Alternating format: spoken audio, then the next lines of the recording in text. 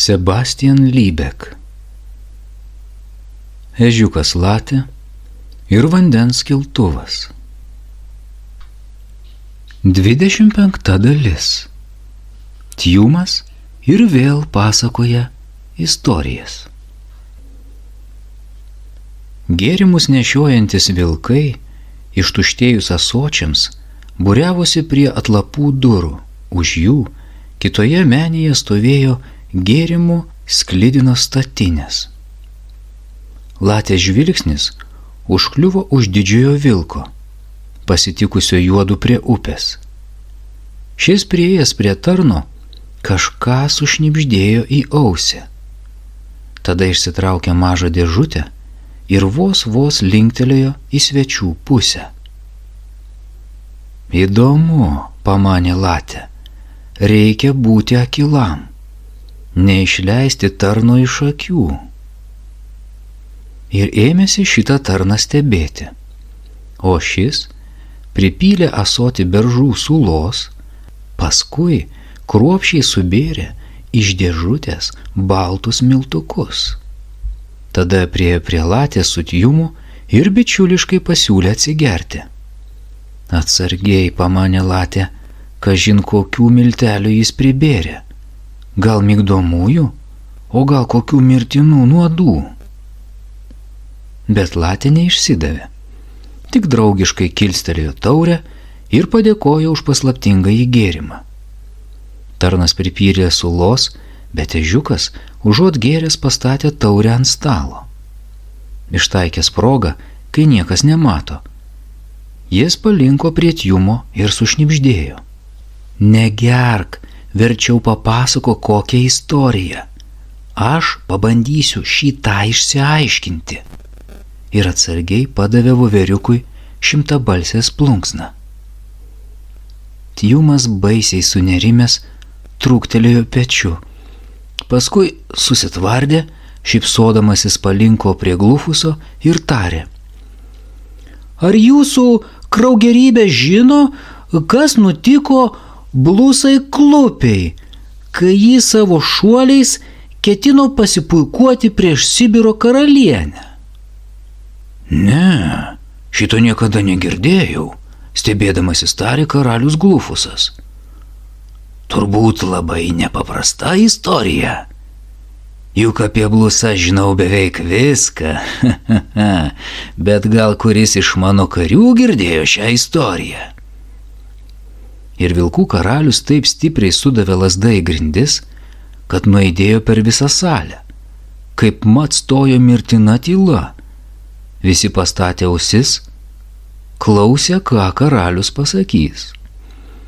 Ar kuris nors iš jūsų girdėjo, kas nutiko Blusai Klupiai, kai jis savo šuoliais ketino pasipuikuoti prieš Sibiro karalienę, paklausė jis. Bet vilkai tik purtė galvas. Ateikit čia ir pasiklausykit šitos istorijos, šaukė karalius Glufusas. Mūsų mielas svečias papasakos, kas jai nutiko. Menėje kilo didžiulis sambrūzdis. Vilkai sujudo, sukruto ir netrukus jau būriavosi prie karaliaus sosto. O Latė tuo tarpu, ištaikęs progą, prasmuko į kitą menės galą. Ten skubomis apsižvalgė. Ir pamatė, kad čia pat ant stalo stovi ąsotis su paslaptingąja beržų sula. Įsmukęs pro duris, paėmė jį. Tada prisėlino prie didžiųjų statinių, prie tų, iš kurių tarnai prisipildavo ąsočius, ir į kiekvieną iš jų kliustelėjo beržų sulos.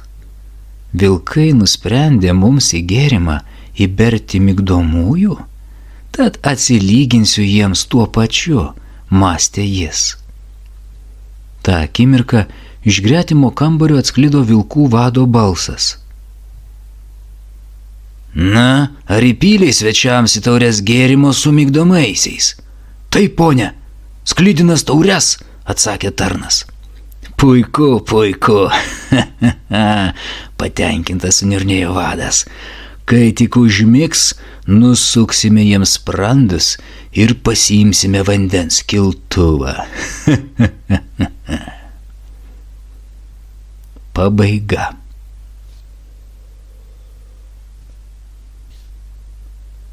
Dvidešimt šešta dalis. Štai taip baigėsi iškilmės. Latė susivokė, kad tariamos iškilmės te buvo vilkų gudrybė. Apsukrieji vilkai nesikliovė likimu ir užuot atvirai puolę, nusprendė verčiau stvertis apgaulės ir klastingų migdomųjų. Tikėjosi, kad Latė su Tjumu prigėrė beržų sulos, užmigs, o tada jau vilkai juos miegančius nugalabės. Ir visa tai dėl stebuklingojo vandens kiltuvo, kad galėtų jį nusisavinti. Na, pažiūrėsime, pamanė Latė ir įsmuko į menę. Artėdamas prie karaliaus Glufuso, jis išgirdo Tjumą pasakojant. Bet kaip tik tada, kai blusa jau spyrėsi šokti, nusičiaudėjo viena tarnaitė ir blusa suklupo. Ir užuot, kaip žadėjo, lėkusi per stalą, ji šastelėjo karalieniai ant kaklo, o paskui smuko į iškirptę. Po velnių, išsprūdo karaliui Glufusui. Ta istorija jį regis labai sudomino. Na, o kas paskui? Taip, po kurio laiko blusa klupė išropojo ant suknios ir tarė. Dovanokite jūsų malonybę, bet tai buvo per plauką nuo jūsų kaklo. Kvatojo vilkai tai išgirdę. Karalių Glufusą tai taip pralinksmino, kad prunkštelėjęs jis ant grindų išpurkštė visą taurę beržų sulos. Todėl apriekęs tarną paliepė atnešti naują. Šitą nusimanau apie sąmojį ir geras istorijas, tarė karalius, pasisukdamas į džiaugsmų švytinti Tjumą. Bet ir taviškė neprasta. Kitiems vilkams šis pasakojimas taip pat labai patiko. Gyvai šnekučiuodamėsi, jie pasklido po menę. Tada prisipildė taures. Visi buvo kuo puikiausiai nusiteikę. O tada karalius Glufusas plačiai atvėrė nasrus ir nusižiovavo. Jis buvo mieguistas, kaip senas pėdas. Sunkus tas gyvenimas, sušvebeleždavo, galva jam nusviro ir karalius ėmė šnarpšti. Tas pats nutiko ir kitiems vilkams. Vienas po kito jie čia pat susmuko ant grindų. Dar kiek palūkėjus, akmeninę menę sudrebino sutartinis knarkimas. Prie statinių kaip ilgas ant grindų tysojo vilkų vadas.